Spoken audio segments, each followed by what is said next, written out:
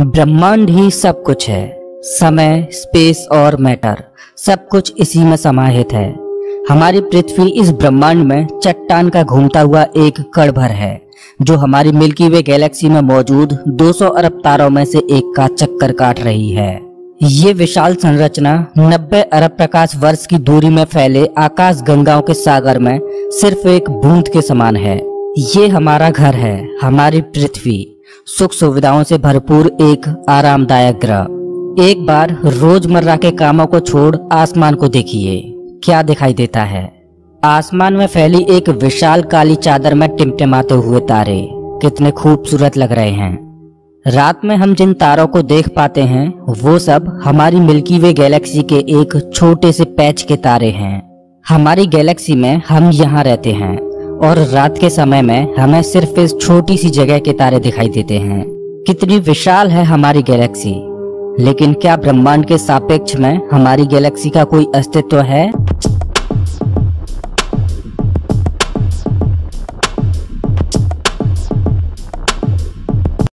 ब्रह्मांड के आखिरी छोर तक का सफर करेंगे तो अपनी सीट बेल्ट बांध लीजिए, क्योंकि हमारा ये सफर बहुत ही रोमांचक और खतरों से भरा होने वाला है। तो चलिए पृथ्वी की सतह से उड़ान भरते हैं और ब्रह्मांड के आखिरी छोर की ओर चलते हैं। जैसे जैसे हम पृथ्वी की सतह से ऊपर उठते जा रहे हैं, वैसे वैसे हमें पृथ्वी की सतह ब्लू स्फीयर की तरह दिखने लगी है। यह है इंटरनेशनल स्पेस स्टेशन, इंसानों द्वारा स्पेस में बनाई गई सबसे बड़ी चीज। ये 27,580 किलोमीटर प्रति घंटे की रफ्तार से पृथ्वी के चक्कर काट रहा है, जो कि पृथ्वी की सतह से लगभग 400 किलोमीटर ऊपर है, और ये 24 घंटे में लगभग 16 बार पृथ्वी के चारों ओर घूम जाता है।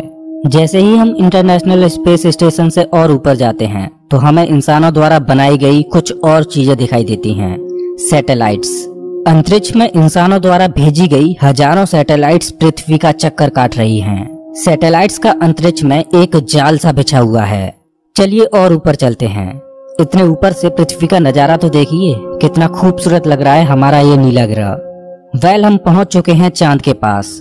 हमसे पहले यहाँ पर 12 एस्ट्रोनॉट्स आ चुके हैं, जिनमें नील आर्मस्ट्रांग पहले व्यक्ति थे जो इसकी सतह पर उतरे थे, और उनके पैरों के निशान आज भी चांद की सतह पर देखे जा सकते हैं। चांद पर कोई वायुमंडल नहीं है, इस वजह से ये निशान सदियों तक ऐसे ही बने रहेंगे। हम अभी अपने घर से लगभग 4 लाख किलोमीटर दूर हैं और चंद्रमा से हमारा ग्रह कुछ इस तरह का दिखाई देता है। ऐसा लग रहा है जैसे अंतरिक्ष में एक ब्लू मार्बल रखी हो। चांद की सतह एक बैटल फील्ड की तरह लग रही है, जिसने पिछले अरबों सालों से कॉमेट्स और एस्ट्रॉइड्स की मार को झेला है। चांद का कोई वायुमंडल नहीं है जो कि कॉमेट्स या एस्ट्रॉइड्स को स्पेस में ही जला दे। सौभाग्य से हमारी पृथ्वी का वायुमंडल है जो हमें स्पेस से आने वाले खतरों से बचाता है। चलिए अंतरिक्ष में एक लंबी छलांग लगाते हैं। ये है हमारे सौर मंडल का सबसे चमकीला ग्रह वीनस। इसको पृथ्वी की छोटी बहन बोला जाता है, क्योंकि ये पृथ्वी की ही तरह रॉकी प्लैनेट है, जिसकी ग्रेविटी लगभग पृथ्वी के ही समान है। लेकिन ये ग्रह एक नर्क की तरह है, क्योंकि इस पर होती है भयंकर बारिश, पानी की नहीं बल्कि एसिड की। इसके एटमॉस्फेयर में जो बादल दिखाई दे रहे हैं वो सल्फ्यूरिक एसिड के हैं।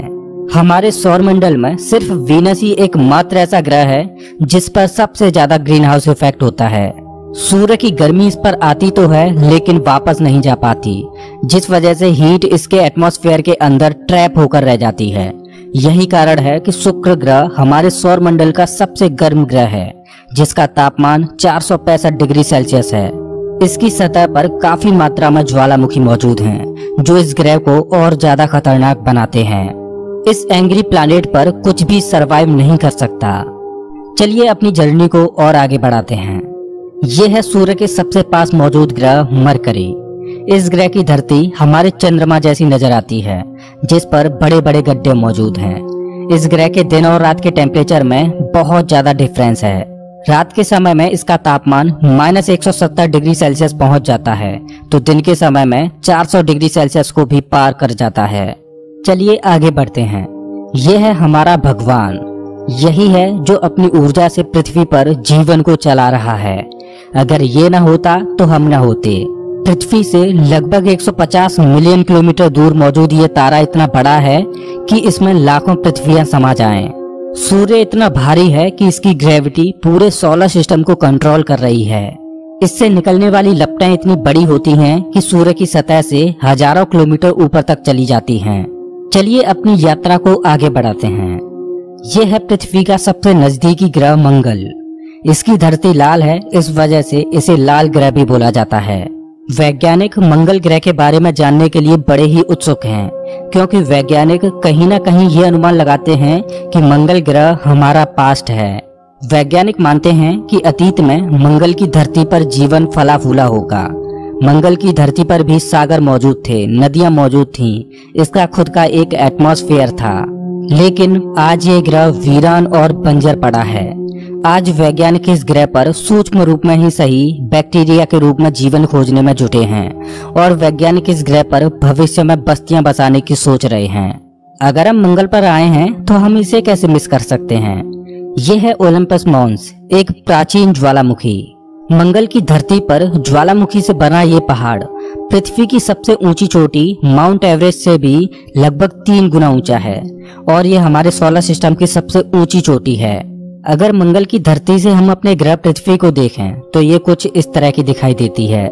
अब आगे की यात्रा थोड़ी सी डरावनी होने वाली है, क्योंकि अब हम एस्ट्रॉयड बेल्ट में प्रवेश कर रहे हैं, जो कि मंगल और बृहस्पति ग्रह के बीच मौजूद है। इसमें मौजूद हैं बड़ी बड़ी और विशालकाय चट्टानें, जो कि सूर्य के चारों ओर घूम रही हैं। इस एस्ट्रॉयड बेल्ट में इतनी बड़ी बड़ी चट्टानें मौजूद हैं कि अगर ये सब आपस में मर्ज हो जाएं, तो इनसे एक बड़े ग्रह का निर्माण हो सकता है। इस बेल्ट में इतने बड़े बड़े एस्ट्रॉयड्स मौजूद हैं कि इन पर एक बड़ा शहर बसाया जा सके। जैसा कि हम जानते हैं कि 4.5 बिलियन साल पहले हमारे सौर मंडल में ग्रह बने, लेकिन एस्ट्रॉयड बेल्ट में मौजूद ये मलबा जैसा का तैसा रह गया। एस्ट्रॉयड बेल्ट में मौजूद मलबा एक प्लैनेट बन सकता था, लेकिन एक बड़ी शक्ति ने इस मलबे को प्लैनेट नहीं बनने दिया, और वो शक्ति थी जुपिटर। जुपिटर की हाई ग्रेविटी ने एस्ट्रॉयड बेल्ट के एस्ट्रॉयड्स को प्लैनेट नहीं बनने दिया। जुपिटर हमारे सोलर सिस्टम का सबसे बड़ा प्लैनेट है और इसके ढेर सारे चंद्रमा हैं। ये इतना बड़ा है कि हमारे सोलर सिस्टम के अन्य सभी प्लैनेट्स को मिलाकर भी इतना बड़ा ग्रह नहीं बनाया जा सकता। ये है जुपिटर का ग्रेट रेड स्पॉट। ये लाल धब्बा जुपिटर की सतह पर सदियों से चला आ रहा है। ये एक विशाल तूफान है। ये रेड स्पॉट इतना बड़ा है कि इसमें 3 पृथ्वियां आ जाएं। जुपिटर एक गैसीय प्लैनेट है, इस वजह से इसकी सतह पृथ्वी की तरह ठोस नहीं है। अगर आप जुपिटर की सतह पर उतरे तो आप इसकी सतह पर खड़े नहीं हो सकते, बल्कि सीधे इसके अंदर चले जाओगे। जुपिटर जितना वायलेंट और विनाशकारी है, वहीं इसके चंद्रमा जीवन के पनपने के लिए आइडियल साबित होते हैं। जुपिटर के दर्जनों चंद्रमाओं में से एक है यूरोपा, जो कि पूरी तरह बर्फ की मोटी चादर से ढका हुआ है। वैज्ञानिक मानते हैं कि यूरोपा की सतह पर जमी हुई बर्फ के नीचे पानी तरल रूप में मौजूद है। इस पर पानी का तरल रूप में होना जीवन के होने की संभावनाओं को बढ़ा देता है। हमारे सोलर सिस्टम में बृहस्पति ग्रह के चंद्रमा यूरोपा पर वैज्ञानिक जीवन होने की प्रबल संभावनाएं जताते हैं। हमारा अगला पड़ाव है हमारे सौर मंडल का सबसे खूबसूरत प्लैनेट सैटर्न। शनि ग्रह के छल्ले इसकी सुंदरता में 4 चांद लगाते हैं, जो कि इसकी सतह से लाखों किलोमीटर ऊपर तक फैले हैं। शनि ग्रह को अपने सोलर सिस्टम का ताज माना जाता है। ये है शनि ग्रह का एक चंद्रमा टाइटन। इसका खुद का एक एटमॉस्फेयर है, इस पर हवा है, बारिश होती है, यहाँ तक कि इस पर ऋतुएं भी बदलती हैं। इस पर नदियां और सागर मौजूद हैं। ये चंद्रमा देखने में लगभग पृथ्वी की ही तरह है, लेकिन इस पर जो नदियां और सागर हैं वो पानी के नहीं बल्कि लिक्विड नेचुरल गैस के हैं। अगर हम किसी भी तरह इस नेचुरल गैस को पृथ्वी पर ला पाएं तो ये इतनी ज्यादा है कि हजारों सालों तक ये हमारे शहरों को रोशन कर सकती है। वैज्ञानिक अनुमान लगाते हैं कि अरबों साल बाद जब सूर्य गर्माने लगेगा और एक रेड जाइंट बन जाएगा, तब टाइटन हैबिटेबल जोन में होगा। उस समय टाइटन पर पृथ्वी जैसी परिस्थितियां मौजूद होंगी। इस वजह से वैज्ञानिक टाइटन को भविष्य की पृथ्वी मानते हैं। अभी हम अपने घर से इतने दूर आ चुके हैं कि यहाँ से हमारी पृथ्वी एक डॉट की तरह दिखाई देती है। अब जैसे जैसे हम अंतरिक्ष की गहराई में और आगे बढ़ते जाएंगे, वैसे वैसे पृथ्वी हमारी आंखों से ओझल होती जाएगी। हमारा अगला पड़ाव है यूरेनस। प्राचीन समय में यूरेनस और नेपच्यून के बारे में कोई भी जानकारी नहीं थी, जब तक कि टेलीस्कोप का आविष्कार नहीं हुआ।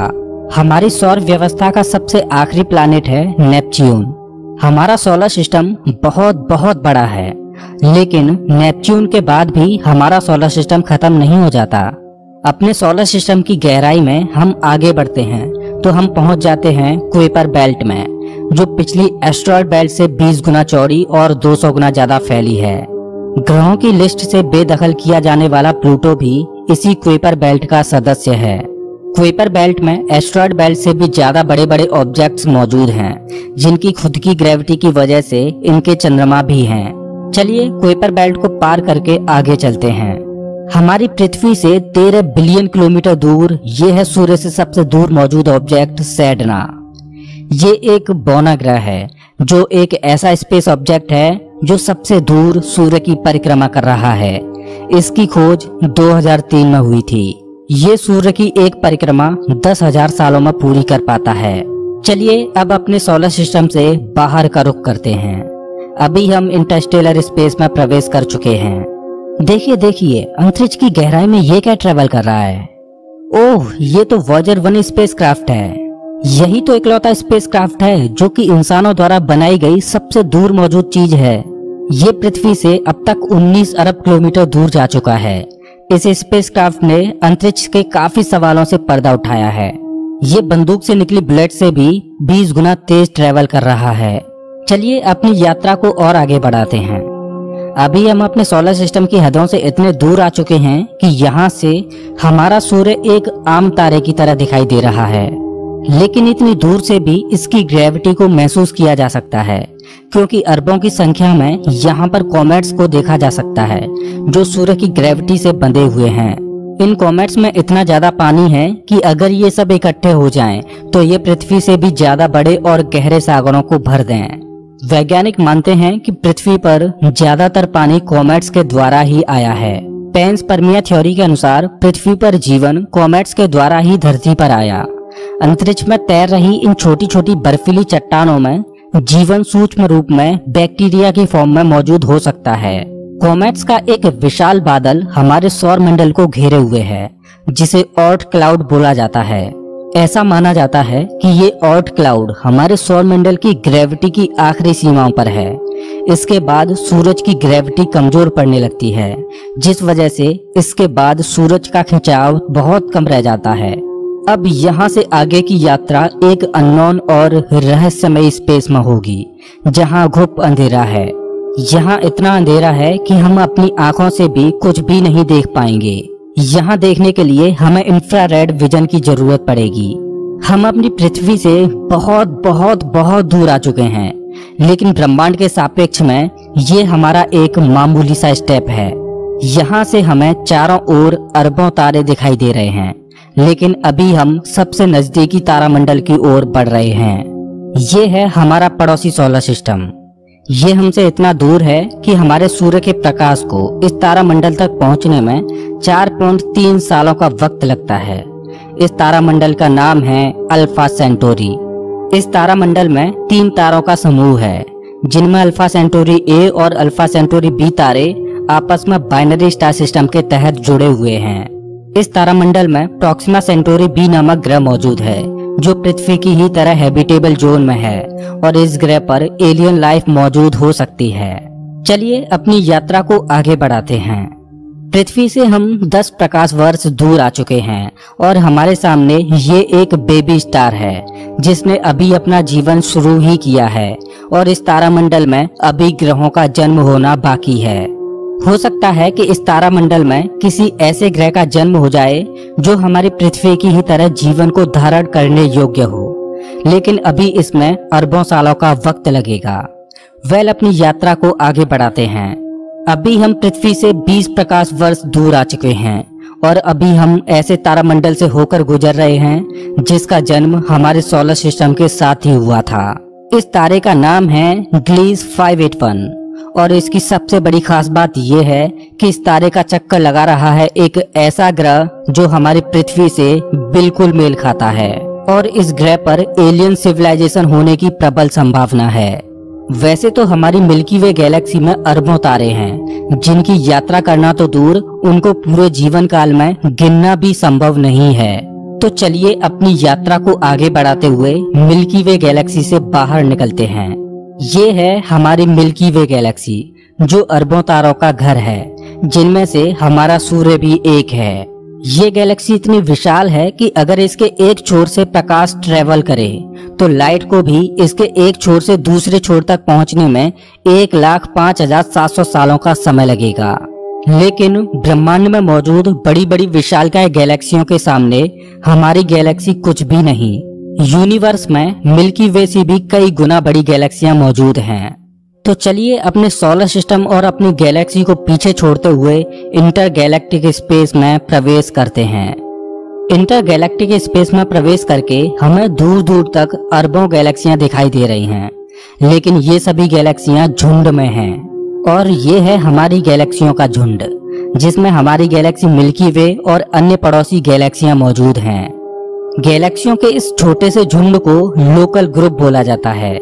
गैलेक्सियों का ये लोकल ग्रुप 10 मिलियन प्रकाश वर्ष में फैला हुआ है। जैसे जैसे हम अपनी यात्रा को आगे बढ़ाते जा रहे हैं वैसे वैसे हमें अन्य गैलेक्सियों के झुंड दिखाई देते जा रहे हैं और उनमें भी हमारे लोकल ग्रुप की तरह गैलेक्सियां मौजूद हैं। गैलेक्सियों के कई लोकल ग्रुप्स को मिलाकर एक सुपर क्लस्टर बनता है। अभी हमारे सामने जो मौजूद है वो है वर्गो सुपर क्लस्टर। इसी वर्गो सुपर क्लस्टर में हमारी गैलेक्सियों का लोकल ग्रुप भी शामिल है और हमारी गैलेक्सियों का लोकल ग्रुप इस छोटे से पैच में है। अभी हम अपने घर से इतने दूर आ चुके हैं कि यहाँ से हम अपने सूर्य को तो छोड़ो, यहाँ तक कि अपनी गैलेक्सी को भी छोड़ो, हमारी गैलेक्सियों का लोकल ग्रुप ही एक छोटे से पैच के समान दिखाई दे रहा है। कितना विशाल है ना वर्गो सुपर क्लस्टर। इस वर्गो सुपर क्लस्टर में 100 से ज्यादा गैलेक्सियों के लोकल ग्रुप शामिल हैं और ये 110 मिलियन प्रकाश वर्ष में फैला हुआ है। चलिए अपनी यात्रा को और आगे बढ़ाते हैं। अरे ये क्या, जैसे जैसे हम आगे बढ़ते जा रहे हैं वैसे वैसे हमें वर्गो सुपर क्लस्टर जैसे अनगिनत सुपर क्लस्टर्स दिखाई दे रहे हैं। इस सुपर क्लस्टर्स के समूह को नाम दिया गया है लेनिया सुपर क्लस्टर और हमारा वर्गो सुपर क्लस्टर यहाँ पर है एक छोटे से पैच के समान, जिसमें हमारी गैलेक्सियों का लोकल ग्रुप एक डॉट की तरह भी दिखाई नहीं दे रहा। ये लेनिया सुपर क्लस्टर 520 मिलियन प्रकाश वर्ष में फैला हुआ है, जिसमें लाखों वर्गो सुपर क्लस्टर्स जैसे सुपर क्लस्टर्स मौजूद हैं। चलिए अपनी यात्रा को और आगे बढ़ाते हैं। जैसे जैसे हम आगे बढ़ते जा रहे हैं वैसे वैसे लेनिया सुपर क्लस्टर भी छोटा होता जा रहा है और इतनी दूर से देखने पर लेनिया सुपर क्लस्टर भी एक छोटे से पैच की तरह दिखाई दे रहा है। ओह माय गॉड, मेरा तो दिमाग ही घूम गया। खैर अपनी यात्रा को और आगे बढ़ाते हैं। ये है हमारा ऑब्जर्वेबल यूनिवर्स, जिसमें हमारा लेनिया सुपर क्लस्टर एक छोटे से डॉट की तरह मौजूद है। लेकिन क्या यही हमारी यात्रा खत्म हो जाती है? क्या इतना ही बड़ा है ब्रह्मांड? वेल, जैसा कि मैंने अभी बोला, ये है ऑब्जर्वेबल यूनिवर्स यानी ज्ञात ब्रह्मांड। ब्रह्मांड के बारे में हम जो भी जानते हैं वो केवल यहीं तक जानते हैं। हो सकता है कि ब्रह्मांड का विस्तार आगे भी हो जो अनंत तक चलता जा रहा हो, लेकिन वहां से हम तक कोई प्रकाश ही नहीं पहुंच पा रहा हो जिससे हमें ऑब्जर्वेबल यूनिवर्स के बाहर का भी पता चल सके। वैज्ञानिक ये भी अनुमान लगाते हैं कि हो सकता है कि हमारे यूनिवर्स जैसे असंख्य यूनिवर्स और मौजूद हो सकते हैं, जिनमें हमारा ये ब्रह्मांड एक विशाल सागर में एक छोटी सी बूंद के समान हो। खैर, मल्टीवर्स यानी एक से ज्यादा ब्रह्मांडों का अस्तित्व है कि नहीं ये कोई नहीं जानता और ना ही हमारे पास मल्टीवर्स यानी महाब्रह्मांड के कोई सबूत हैं। लेकिन ये तो तय है कि ऑब्जर्वेबल यूनिवर्स ही ब्रह्मांड का अंत नहीं हो सकता। इसके बाहर भी कुछ न कुछ मौजूद है जिसका हमें कोई भी ज्ञान नहीं। लेकिन वो क्या हो सकता है? हो सकता है कि हमारा ऑब्जर्वेबल यूनिवर्स भी महाब्रह्मांड में एक छोटे से पैच के समान हो। वेल दोस्तों, आपकी ब्रह्मांड के आखिरी छोर तक की यात्रा कैसी रही, प्लीज कमेंट बॉक्स में जरूर बताएं। अगर आपको ये वीडियो पसंद आया हो तो इसे लाइक करें और ऐसे ही मजेदार वीडियोज के लिए चैनल को सब्सक्राइब करें, साथ ही बेल आइकन दबाएं।